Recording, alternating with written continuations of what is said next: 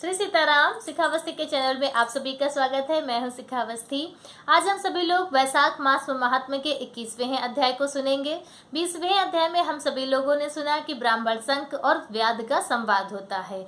आज के अध्याय में हम सब लोग सुनेंगे कि ब्राह्मण शंख जो है वह व्याध से भगवान विष्णु के स्वरूप का विवेचन करते हैं और प्राण की श्रेष्ठता का वर्णन करते हैं।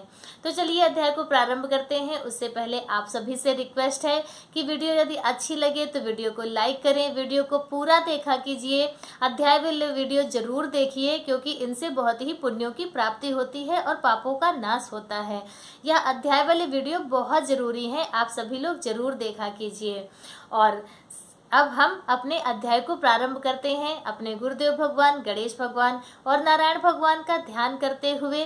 वैशाख मास महात्म्य के 21वां अध्याय इस प्रकार से है।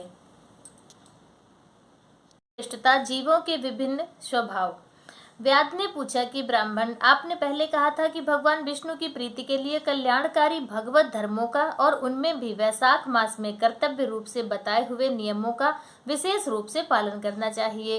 वे भगवान विष्णु कैसे हैं, उनका क्या लक्षण है, उनकी सत्ता में क्या प्रमाण है तथा वे सर्वव्यापी भगवान किनके द्वारा जानने योग्य हैं। वैष्णव धर्म कैसे हैं और किससे भगवान श्री हरि प्रसन्न होते हैं। महामते, मैं आपका किंकर हूँ, मुझे यह सब सारी बातें बताइए। व्याध के इस प्रकार पूछने पर शंख ने रोग शोक से रहित संपूर्ण जगत के स्वामी भगवान नारायण को प्रणाम करके कहा कि व्याध, भगवान विष्णु का स्वरूप कैसा है यह सुनो। भगवान समस्त शक्तियों के आश्रय, संपूर्ण गुणों की निधि तथा सबके ईश्वर बताए गए हैं। वे निर्गुण, निष्कल तथा अनंत हैं। सच्चित और आनंद यही उनका स्वरूप है। यह जो अखिल चराचर जगत है अपने अधीश्वर और आश्रय के साथ नियत रूप से जिसके वश में स्थित है, जिससे उसकी उत्पत्ति, पालन, संहार, पुनरावृत्ति तथा नियमन आदि होते हैं। प्रकाश, बंधन, मोक्ष और जीविका, इन सब की प्रवृत्तियां जहाँ से होती हैं वे ही ब्रह्मा नाम से प्रसिद्ध भगवान विष्णु हैं। वे ही विद्वानों के सम्मान्य सर्वव्यापी परमेश्वर हैं। ज्ञानी पुरुषों ने उन्हीं को साक्षात परब्रह्म कहा है।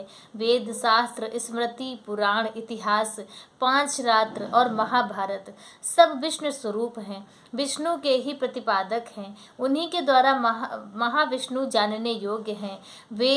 वेद सनातन देव भगवान नारायण को कोई इंद्रियों से, प्रत्यक्ष प्रमाण द्वारा, अनुमान से और तर्क से भी नहीं जान सकता।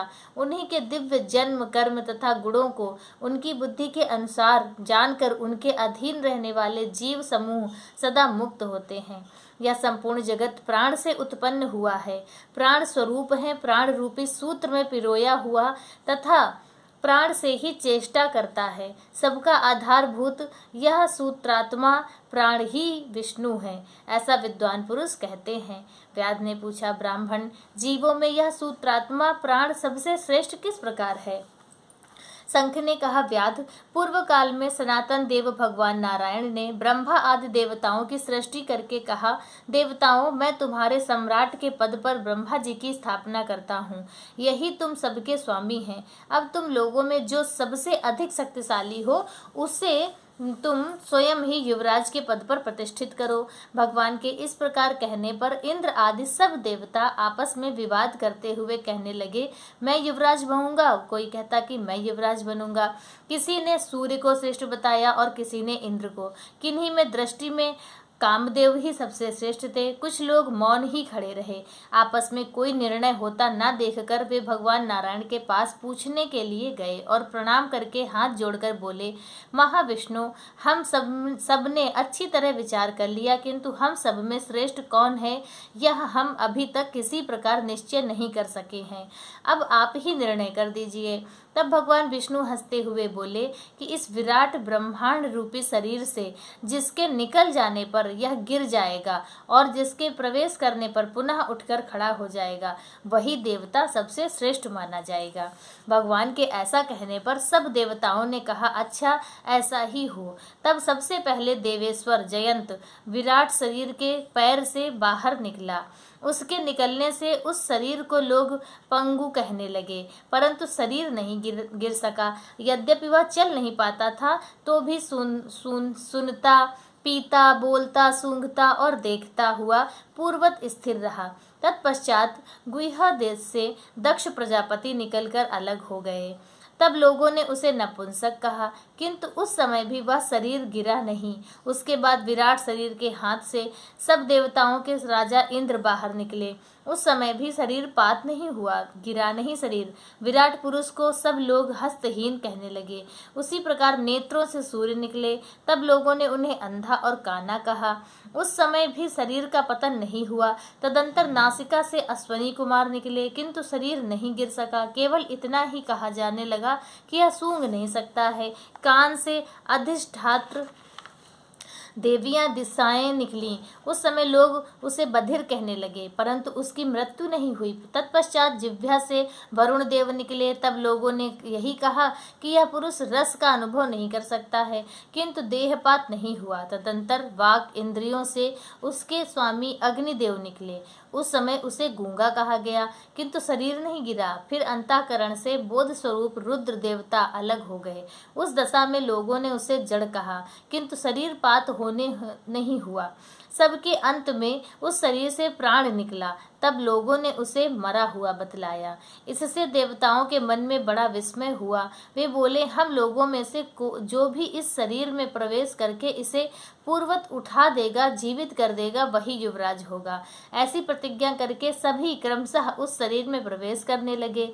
जयंत ने पैरों में प्रवेश किया, किंतु वह शरीर नहीं उठा। प्रजापति दक्ष गुहा देश में प्रवेश किए, फिर भी शरीर नहीं उठा। इंद्र ने हाथ में, सूर्य ने नेत्रों में, दिशाओं ने कान में, वरुण देव ने जिह्वा में, अश्वनी कुमार ने नासिका में, अग्नि ने वाक इंद्रियों में तथा रुद्र ने अंतःकरण में प्रवेश किया, किंतु वह शरीर नहीं उठा। नहीं उठा तो नहीं उठा। सबके अंत में प्राण ने प्रवेश किया। तब वह शरीर उठकर खड़ा हो गया। तब देवताओं ने प्राण को ही सभी देवताओं में श्रेष्ठ निश्चित कर दिया। बल, ज्ञान, धैर्य, वैराग्य और जीवन शक्ति में प्राण को ही सर्वाधिक मानकर देवताओं ने उसी को युवराज पद पर अभिषिक्त किया। इस उत्कृष्ट स्थिति के कारण प्राण को उक्त कहा गया। अतः समस्त चराचर जगत प्राणात्मक है। जगदीश्वर प्राण अपने पूर्ण एवं बलशाली अंशों द्वारा सर्वत्र परिपूर्ण है। प्राणहीन जगत का अस्तित्व नहीं है। प्राणहीन कोई भी वस्तु वृद्धि को नहीं प्राप्त होती। इस जगत में किसी भी प्राणहीन वस्तु की स्थिति नहीं है। इस प्रकार प्राण जब जीवों में श्रेष्ठ, सबका अंतरात्मा और सर्वाधिक बलशाली सिद्ध हुआ, इसलिए प्राणोपासक प्राण को ही सर्वश्रेष्ठ कहते हैं। प्राण सर्वदेवात्मक है। सब देवता प्राणमय हैं। वह भगवान वासुदेव का अनुगामी तथा सदा उन्हीं में स्थित है। मनीषी पुरुष प्राण को महाविष्णु का बल बतलाते हैं।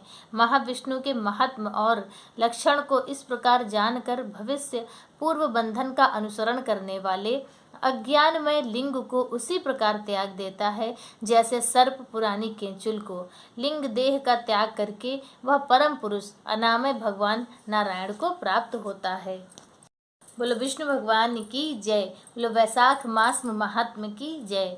तो इस प्रकार से वैशाख मास महात्म का 21वां अध्याय संपूर्ण हुआ और आप सभी ने सुना कि किस प्रकार से ब्राह्मण शंख ने व्याध को भगवान के स्वरूप का वर्णन किया और उसके बाद प्राण की क्या श्रेष्ठता है एक मनुष्य के शरीर में, तो उसका भी वर्णन उन्होंने किया।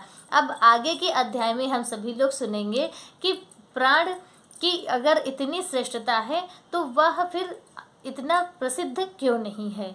तो आगे की कथा आगे के अध्याय में सुनेंगे और जानेंगे। इसी तरह से वैशाख मास महात्म सभी लोग सुनते रहिए और अपने पुण्यों को बढ़ाते रहिए। मिलते हैं दूसरे वीडियो में किसी दूसरी जानकारी के साथ। तब तक के लिए श्री सीताराम। ओम नमो नारायण।